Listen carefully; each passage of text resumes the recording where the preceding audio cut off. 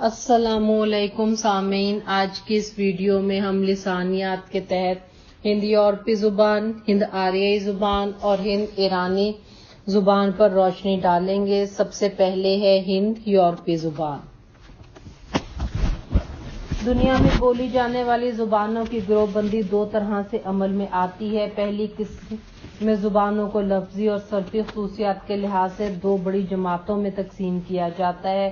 دوسری قسم کی گروہ بندی نسلی اور تاریخی تعلقات کی بنا پر عمل میں آتی ہے اور اس میں متعدد جماعتیں ہیں۔ پہلی تقسیم میں جو دو جماعتیں شامل ہیں، ان میں پہلی جماعت ان زبانوں کی ہے جو یک لفظی ہوتی ہیں، جن کی اساسی الفاظ شکلی تبدیلیوں کے ذریعے سے اپنے مفہوم میں تبدیلی پیدا نہیں کرتے۔ اس قسم کی زبانیں سرزمین چین، ہندوستان کے مشرقی ممالک اور ان کے اطراف میں واقع ہیں۔ ان زبانوں میں تمام الفاظ بالعموم آزاد ہوتے ہیں، ان میں سابق اور لاحقوں کا استعمال نہیں ہوتا۔ اس تقسیم کی دوسری جماعت میں دنیا کی باقی زبانیں آتی ہیں۔ ان میں الفاظ اپنی شکلیں اور اس کے ساتھ مفہوم بھی بدلتے رہتے ہیں، ساتھ ہی ساتھ سابق اور لاحقوں کے ذریعے بھی ان کے معنی میں قسم قسم کے پہلو پیدا کیے جاتے ہیں۔ ایک ہی لفظ اصل یا مصدر ہوتا ہے اور اسی میں سینکڑوں الفاظ مشتق ہوتے ہیں۔ تاریخی اور نسلی تعلقات کے لحاظ سے دنیا کی زبانوں کو 8 بڑے بڑے خاندانوں میں تقسیم کیا جاتا ہے۔ ان میں ہر خاندان واضح کرتا ہے اس کے بولنے والے خاص ممالک یا قبائل کے افراد ہیں، جن میں سے بعض اس وقت ایک دوسرے سے بھی جدا ہو گئے ہیں، لیکن ان کی زبان میں وہی قدیم اشتراک ہے۔ دنیا کے 8 بڑے خاندان یہ ہیں: سامی، ہند چینی، دراوڑی، مونٹرا، افریقہ کی بانتو، امریکی، ملایا، ہند یورپی۔ سامی زبان سام ابن نوح علیہ السلام سے منسوب ہے، جن کا ذکر انجیل مقدس اور قرآن کریم میں پایا گیا ہے۔ سامی کی مشہور شاخوں میں آشوری، عبرانی، عربی اور چند حبشی بولیاں شامل ہیں۔ سیامی کی 7 شاخیں ہیں، تبتی ہمالوی کی 23 شاخیں ہیں، برمی کی 26 شاخیں۔ ان گروہ کی زبانوں میں چینی کو بطور خاص اہمیت حاصل ہے۔ مونٹرا زبانوں کا تعلق بھی ہندوستان سے ہے۔ افریقہ کے اصل باشندے جو زبان بولتے ہیں، انہیں بانتو گروہ میں شامل کیا جاتا ہے۔ ان کی 150 جدا جدا شاخیں ہیں۔ اس طرح امریکہ کے اصل باشندے، ریڈ انڈین اور ملایا کی زبانیں بھی علیحدہ علیحدہ جتھے کی حیثیت رکھتی ہیں۔ دنیا کی زبانوں کا آخری مگر سب سے اہم جتھا ہند یورپی ہے۔ ہماری زبان اردو کا اسی سے تعلق ہے۔ ہند یورپی زبان، اس میں اکثر ایسی زبانیں داخل ہیں جو اپنی ادبی اور علمی ذخیرے کے لحاظ سے دنیا کی سب سے اعلیٰ زبانیں کہلائی جاتی ہیں۔ ان زبانوں کی اہم خصوصیت یہ ہے کہ ان کے اجزاء ایک دوسرے میں اس قدر گھل مل جاتے ہیں، ان میں اس قدر تغیر و تبدل پیدا ہوتا ہے، کچھ عرصے بعد لفظ مختلف شکلوں اور مختلف معنوں میں نظر آتا ہے۔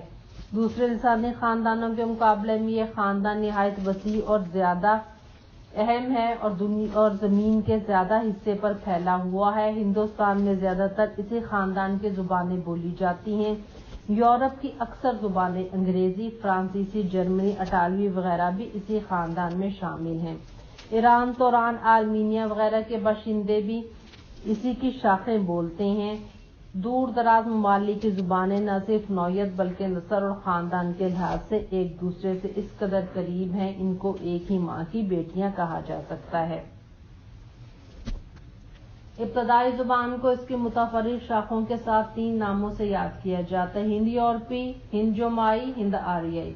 پہلا نام ان ملکوں کی طرف اشارہ کرتا ہے جہاں زیادہ تر یہ زبانیں بولی جاتی ہیں۔ ہند یورپی خاندان کو زندہ زبانوں کے 8 خاندانوں میں تقسیم کیا جاتا ہے: ہند ایرانی یا آریائی، آرمینی، بلقانی، البانوی، ہیلینی، اٹالوی، کیلٹک، ٹیوٹونی۔ ہند ایرانی یا آریائی خاندان سے ہماری زبان اردو کا تعلق ہے۔ ہند یورپی جتھے کی دوسری زبانوں میں دیگر زبانیں شامل ہیں۔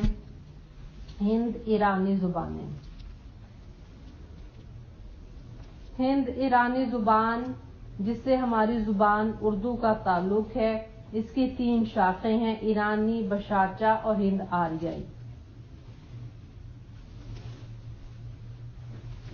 ایرانی خاندان کی زبانیں بے شمار ہیں اور ان کو مشرقی، جنوبی، مشرقی اور مغربی 3 حصوں میں تقسیم کیا جاتا ہے۔ مشرقی ایرانی کو ختنی بھی کہتے ہیں۔ اس کی بولیوں میں غلچہ، دخی بولیاں اور میخانی شامل ہیں۔ جنوب مشرقی تقسیم میں پشتو اور بلوچی زبانیں شامل ہیں۔ مغربی شاخ کو فارسی بھی کہتے ہیں۔ اس میں شمال اور وسط کی بولیاں، قدیم فارسی، پہلوی اور جدید فارسی اور کردی زبانیں شامل ہیں۔ جدید فارسی اپنے علم و ادب کی وجہ سے بہت مشہور ہے۔ ہندوستانی زبانیں خاص طور پر اردو اس سے بے حد متاثر ہے، کیونکہ اردو سے پہلے شاعری فارسی زبان میں کی جاتی تھی۔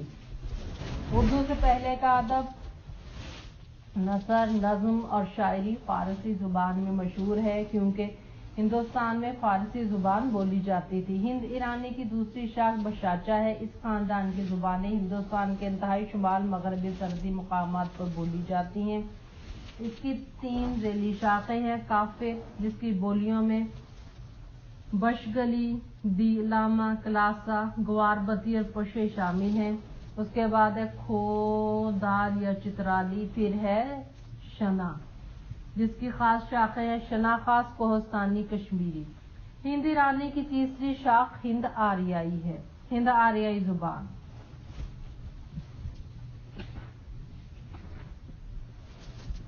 ہند آریائی زبان کی تاریخ کو لسانی اور صوتی مدارج ارتقاء کے لحاظ سے 3 وسیع ادوار میں تقسیم کیا جاتا ہے۔ قدیم ہند آریائی، جبکہ زبان آواز اور لفظی شکلوں میں تھی۔ درمیانی ہند آریائی، جبکہ حروف صحیح کے قدیم گروہوں میں آسانیاں پیدا ہو رہی تھیں، گرامر کے صیغے کم اور آسان ہو رہے تھے۔ پھر اس دور کے بھی مزید 3 دور ہیں: ابتدائی دور ہے، ثانوی دور ہے اور آخری دور ہے۔ اس کے بعد تیسرا دور ہے جدید ہند آریائی۔ جدید ہند آریائی وہ ہے جس میں زبان کا لہج بدل گیا، ہندوستان کی موجودہ بولیاں وجود میں آ گئی ہیں۔ پہلے دور کی خاص زبانوں میں نمایاں زبانیں ویدی اور سنسکرت ہیں۔ دوسرے دور کی زبانیں وہ پراکرتی ہیں جو اشوک وغیرہ کے کتبوں میں محفوظ ہیں۔ پالی ہے اور وہ پراکرتی ہیں جن میں ادب موجود ہے، جبکہ دوسرے اور تیسرے دور کے سنگم میں ہمیں ادبی ابھرنشائیں ملتی ہیں۔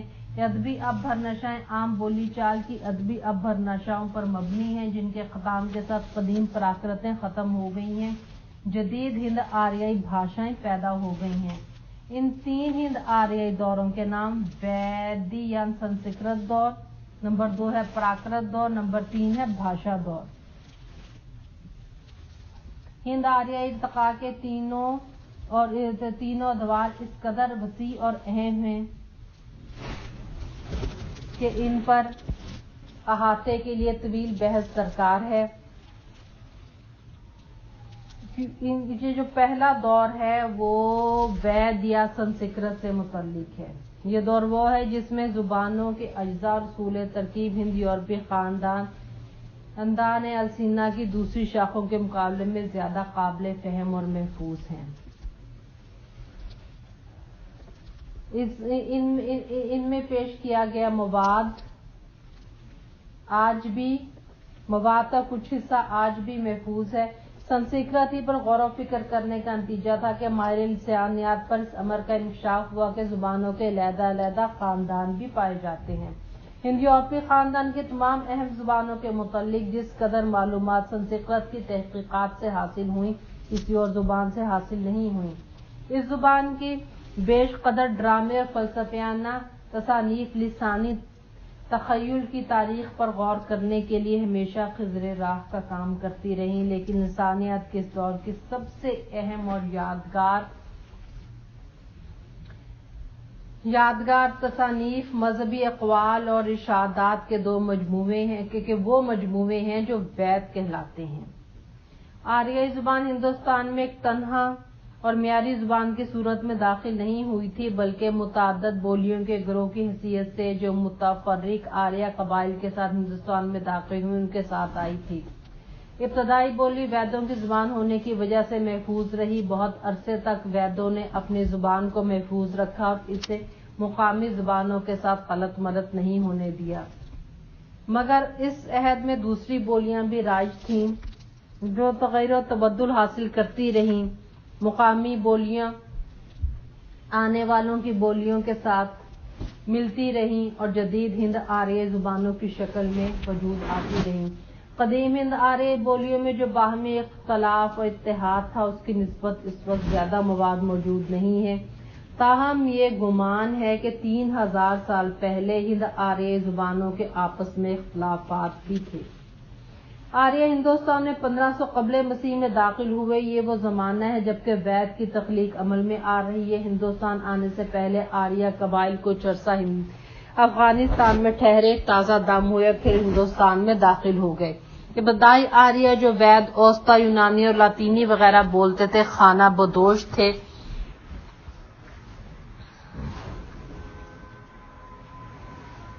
आर्यों ने हिंदुस्तान की तरफ जो सफर किया, इसका सबब गालबन यही था कि उस वक्त वो नीम खाना बदोश कौम की हैसियत रखते थे और अपनी जगह बदलते रहते थे। वो नई जगह, नए वतन की तलाश में निकले थे। वो मशरकी ईरान और उसकी कसरत आबादी और वो मशरकी ईरान की कसरत आबादी को छोड़ते हुए आगे बढ़ते गए। जो कबीले अपने खास खास रस्म रिवाज के साथ हिंदुस्तान में आए, उन्हीं की सरहदी तहजीब और तमद्दुन के आगाज का सेहरा बांधा जा सकता है। उन्होंने यकीनन उन कौमों का असर भी कबूल किया जिस मुल्क में पहले से आबाद थी। जो आर्य ईरान में रह गए, उनमें से बाद सामी, बाबली और अशूरी नासे से मुतासिर होकर एक आलीशान तमद्दुन बना सके, जो आज कदीम ईरानी तमद्दुन कहलाता है। इनके जो कबीले इन असरों में न आज के अपना कोई जुदा तमद्दुन ना बना सके, वो आज बलोची और अफगानी कहलाते हैं। इनके तीसरे गिरोह ने हिंदू कश के मशरकी जनूब की पहाड़ियों में इकामत इख्तियार की। इनकी बोलियां आज बशाचा जुबान की शाखें हैं। हिंदुस्तान में आर्यों के 2 गिरोह आए थे, एक पहले आया और एक बाद में। पहला गिरोह 2 आबा गंगो जमुना में क़याम पजीर हुआ, दूसरा गिरोह वारिद हुआ। पहले गिरोह को शुमाल जनूब और जनूब मगरिब की तरफ धकेल दिया, यूं वह अंदरूनी आर्या बन गए और बाद में आने वाला गिरोह बैरूनी आर्या कहलाया। वैदों ब्राह्मणों की तहजीब और मुआशरत ने अंदरूनी दायरों के आर्यों में परवरिश पाई। उनकी जुबानें बैरूनी आर्यों की जुबानों से अलग रहीं। जुबान के 2 गिरोह बन गए, अंदरूनी दायरे की जुबानें, बैरूनी दायरे की जुबानें। बैरूनी दायरे की जुबानों में पंजाबी, सिंधी, गुजराती, राजपूती, मरहटी, मशरकी हिंदी की किस्में हैं। बिहारी, बंगाली, उड़िया और आसामी हैं, जबकि अंदरूनी दायरे में मगरबी हिंदी और इसकी शाखें बांगड़ू, गनूची और बुरश भाषा है।